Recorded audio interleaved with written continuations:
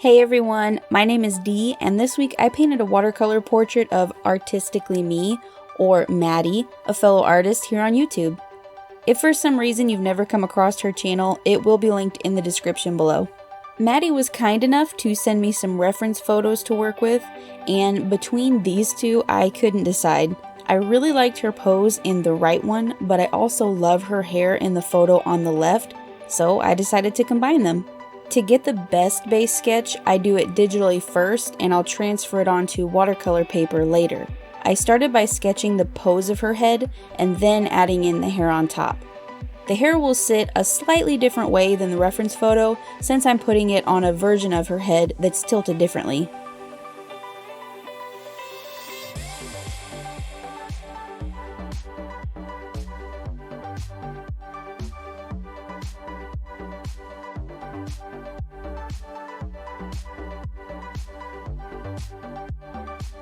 I used the Symmetry Assist in Procreate for the glasses so they would be even on each side.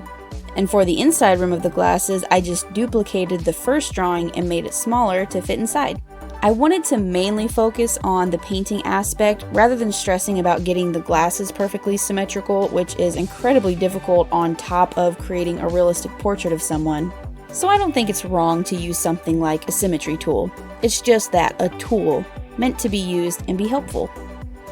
I found that when I rush my sketch, it's less likely that I'll be happy with the outcome of my painting.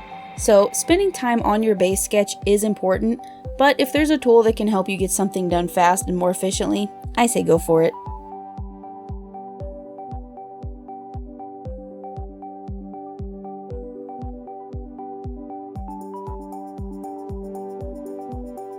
With the line art finished, I thought I'd show you my process of transferring my digital sketches onto whatever type of paper I'm using for the final art. I triple press the home button on my iPad to start guided access, which disables the touchscreen so I can touch all over the screen with my finger or the Apple Pencil and nothing will happen. This is absolutely necessary so my digital drawing doesn't move around under my paper as I'm tracing it. I just situate my paper on top, put some tape on the edges to hold it in place, and trace. The iPad acts as a light box.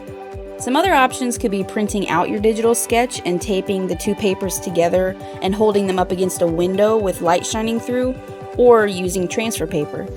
I ordered some transfer paper and I'm really excited to use it. It'll be really useful when I make sketches traditionally and I need to transfer them to the paper of whatever medium I want to finish it in. I've got my painting supplies set up and ready to go. And check out this awesome paintbrush organizer I found at Hobby Lobby.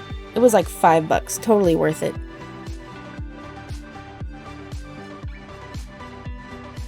Here I've got my watercolor paper and a piece of cardboard to tape it down to. Let's just do that real quick. New personal record, I think. The benefit of taping the paper to a piece of cardboard is that it will keep the paper from buckling and I have the ability to move it around for more comfortable painting angles, as opposed to having it taped down to my desk. I put a light color wash on the background first, and I got this nifty little rechargeable desk fan because the air conditioning doesn't reach me at my desk, but it's also come in handy for speed drying my paintings. Much easier than busting out the hairdryer every time I need it.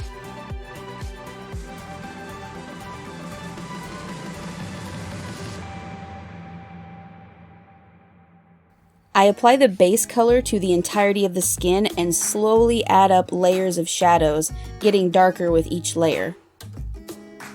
This part is really hard for me because I want to be able to just go in with the darkest color immediately, but when I do that, I end up making mistakes, which is inevitable, let's face it. It's much easier to correct mistakes when the colors are lighter than when they are darker. And if I go slowly and take my time, sometimes even coming back to the painting at a later time with fresh eyes, I found that my end result is usually much better.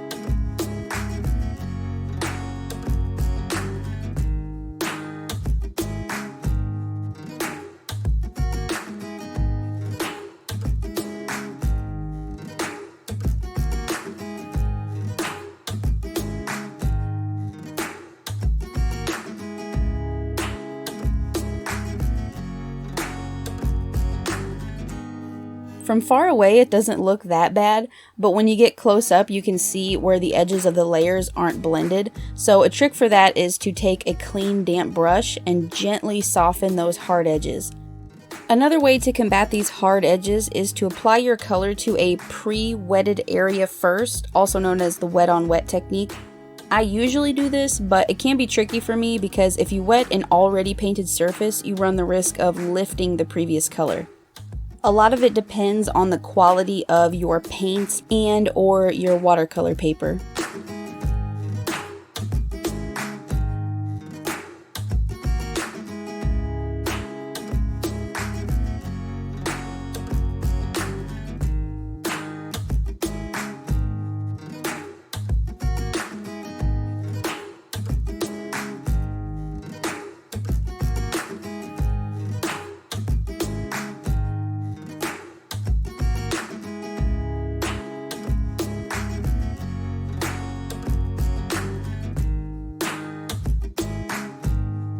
This is my favorite part, building up the layers on the hair.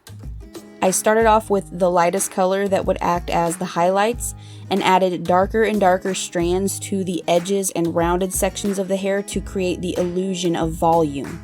I think it turned out pretty good. I worked on shading the face and other details in between the hair layers drying.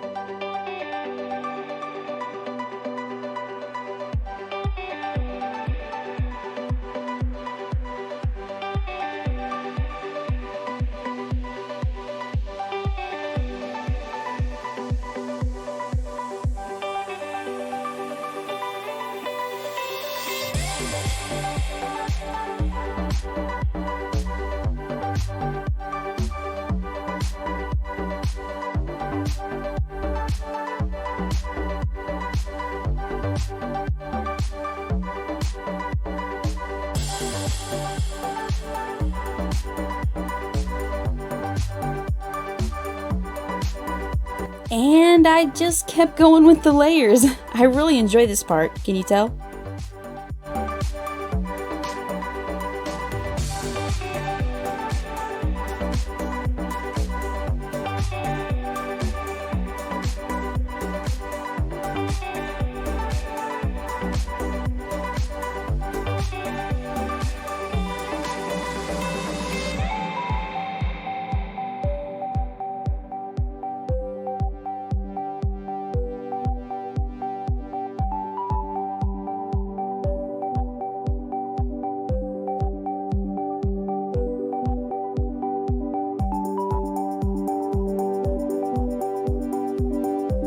In the end, I lightened the background and gave her a darker shirt. Maddie, I hope you like this portrait of yourself. Technically, since I combined 2 different photos of you, I created a picture of you that's brand new. Don't forget to like this video if you liked it, subscribe to my channel for a new artsy video each week. I might try to do some more premieres, so make sure your notifications are set to all so we can hang out together for the video. I also want to try doing live streams later in the evening. Might try that out this Saturday unless weekdays are better for you guys. Let me know. Okay, bye!